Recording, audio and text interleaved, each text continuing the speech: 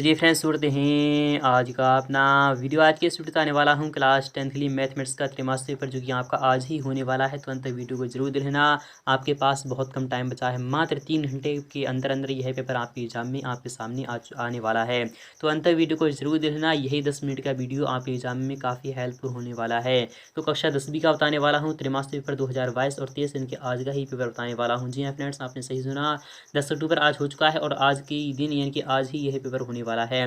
तो समय आपके पास बहुत कम बचा है। क्लास 10 का बताने वाला हूँ, कंप्लीटली सॉल्यूशन बताऊंगा। तो आपको रट डालना है कि इसे अच्छे प्रकार से घोट कर पी जाना है। 1 से लेकर 23 तक आपको संपूर्ण हल बताने वाला हूँ, सेट भी बताने वाला हूँ। तो अंत तक वीडियो को जरूर देखना। तो फाइनली शुरू करते हैं आज का अपना वीडियो। पहले तो आप निर्देश देख लीजिएगा। निर्देश इस प्रकार से हैं कि सभी प्रश्न हल करना अनिवार्य है और प्रश्नों के लिए आवंटित अंक जो होंगे उसके सम्मुख अंकित होंगे।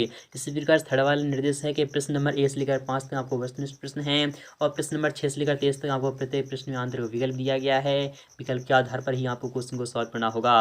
पहला वाला क्वेश्चन है कि सही विकल्प आपको चुनकर लिखना होगा और यह क्वेश्चन आपका 6 मार्क्स आपको दिलाने वाला है।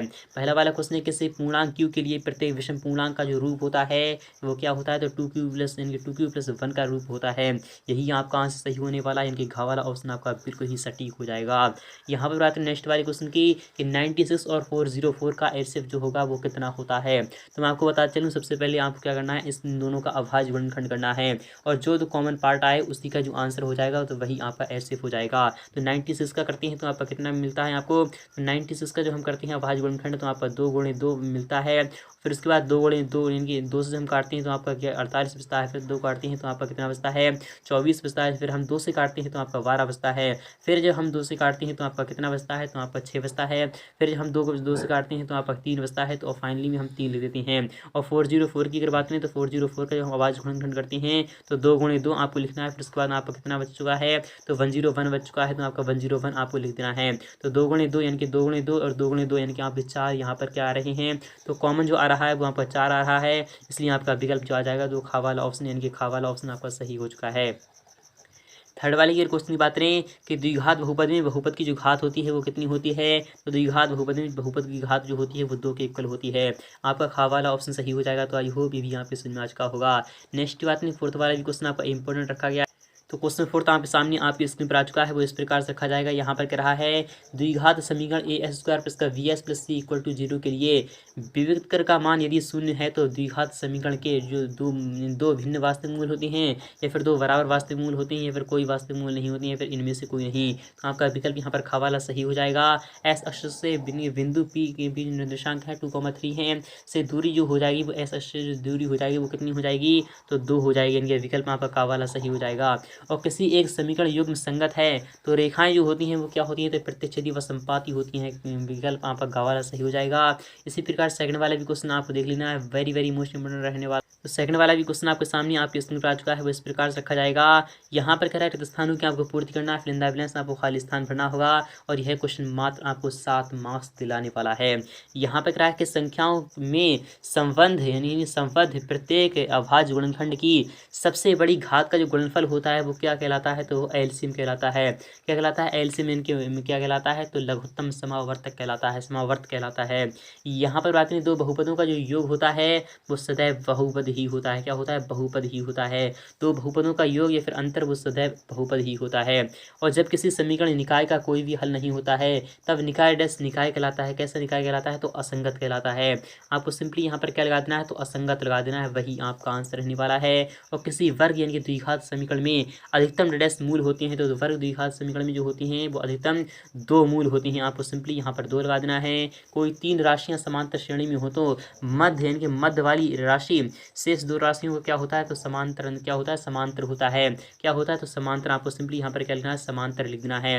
नेक्स्ट बात यहाँ पर किसी बिंदु की एस अक्ष से जो दूरी होती है आपको सिंपली यहाँ पर भुज कहलाती है। क्या कहलाती है, तो भुज कहलाती है। सभी वृत्त जो होते हैं वो समरूप होती हैं। आपको सिंपली यहाँ पर क्या लगा देना है, तो समरूप लगा देना है।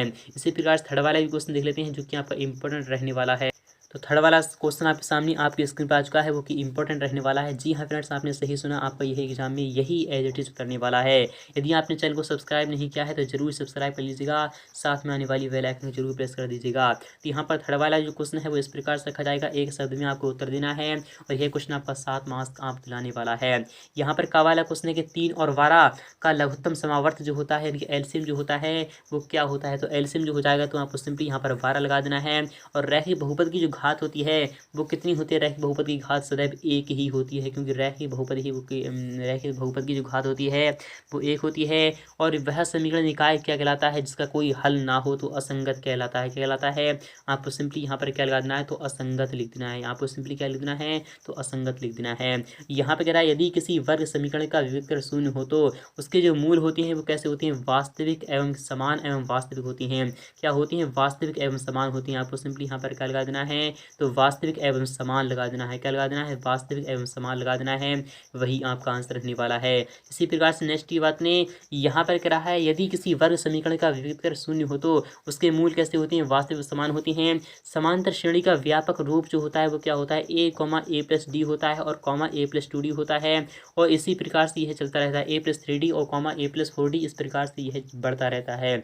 यहाँ पर आते हैं कि समकोण त्रिभुज का प्रमेय का जो नाम होता है वह क्या होता है, तो पाइथागोरस प्रमेय होता है। क्या होता है, तो सिंपली आपको क्या लिखना है, तो पाइथागोरस प्रमेय लगा देना है, वही आपका आंसर रहने वाला है।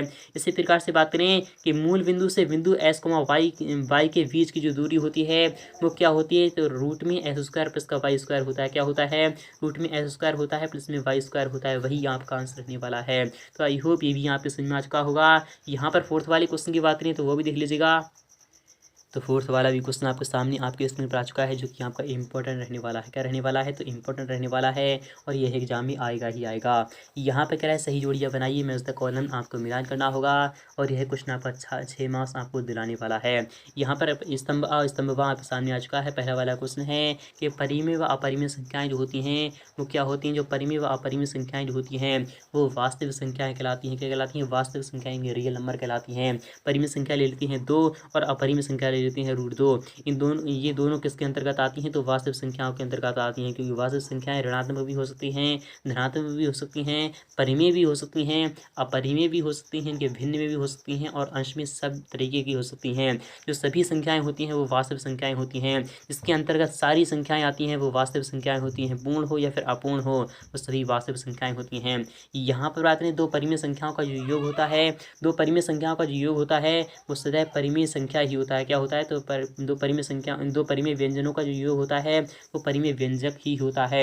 यहाँ पर बात करें रेखा एस अक्ष को काटे तो वह क्या कहलाता है, तो y का मान 0 जब होता है तो रेखा एस अक्ष को काटती है।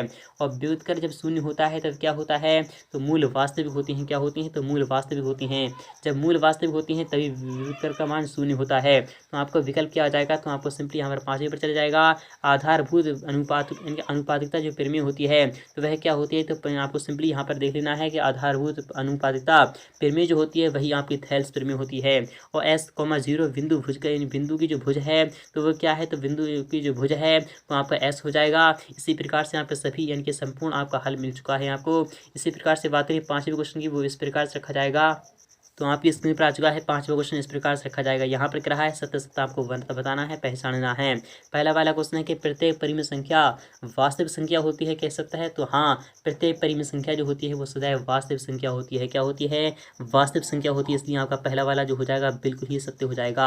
आपको सही का निशान नहीं लगाना है बल्कि आपको सत्य ही लिखना है। यहाँ पर बात ने कि द्विघात बहुपद में केवल एक शून्य हो सकता है, तो नहीं, जब बहुपद ही द्विघात है तो आपका 2 ही शून्य होंगे, अर्थात जितनी घात होती है उतने ही शून्य होती हैं। तो आपको सिंपली यहाँ पर यह क्या हो जाएगा, तो बिल्कुल ही असत्य हो जाएगा। क्या हो जाएगा, बिल्कुल ही असत्य हो जाएगा। यहाँ पर बात करें कि वर्ग समीकरण का जो आरेख होता है एक सरल रेखा होती है, तो हाँ, नहीं, बिल्कुल ही यहाँ पर यह क्या हो जाएगा, रॉन्ग हो जाएगा। वर्ग समीकरण का जो आरेख होता है वह क्या होता है, सरल रेखा नहीं होती, इनके वक्र होता है। इसलिए यहाँ पर क्या हो जाएगा, बिल्कुल ही असत्य हो जाएगा। क्या हो जाएगा, बिल्कुल ही असत्य हो जाएगा। और समांतर श्रेणी के पद सदैव बढ़ते क्रम में होती हैं तो असत्य हो जाएगा, क्योंकि वह घटते क्रम में और बढ़ते क्रम दोनों ही क्रम में हो सकते हैं। और यहाँ पर क्या है, सभी वर्ग जो होती हैं क्या वह समरूप होते हैं? तो हाँ, सभी वर्ग समरूप होते हैं। आपको सिंपली यहाँ पर क्या लगा देना है? तो सत्य लगा देना है। सभी वर्ग समरूप का मतलब है चाहे वर्ग छोटा बना लीजिएगा या फिर बड़ा बना लीजिएगा,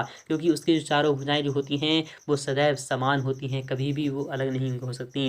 अगर वो अलग होंगी तो वो वर्ग ही किस काम का आएंगे? वो वर्ग ही क्या रहेगा? इसलिए सभी वर्ग जो होती हैं वो समरूप होती हैं, और इसी प्रकार सभी वृत्त जो होती हैं वो भी समरूप होती हैं। इसलिए आपको क्या लगा देना है कि सभी वर्ग समरूप होते हैं, सभी वृत्त समरूप होती हैं। तो आपको ध्यान में रखना है। तो आई होप ये भी आपके समझ में आ चुका होगा। यहाँ पर बात करें छठे वाले क्वेश्चन की, तो इस प्रकार से रखा जाएगा। यहाँ पर क्या जांच कीजिए क्या निम्न द्विघात समीकरण है। तो आपको सिंपली इसकी जांच करना है। तो यह क्वेश्चन आपका 2 मार्क्स आपको दिलाने वाला है, तो इंपॉर्टेंट रहने वाला है। तो इसे अच्छे प्रकार से प्रिपेयर कर लीजिएगा। तो मिलते हैं नेक्स्ट पार्ट में, तब तक के लिए थैंक